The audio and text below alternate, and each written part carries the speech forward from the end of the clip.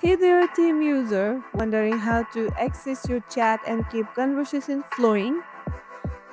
In this quick video, I will show you how to access and manage chat in Microsoft Teams. Let's go. First thing, open up Microsoft Teams app on your desktop or browser.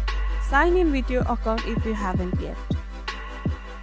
Now, look at the left side bar and click on the chat icon. It's look like a little speed bubble. And just like that, all your one-on-one and group conversation are there.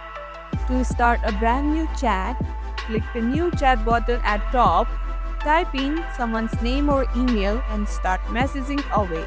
Looking for a specific chat?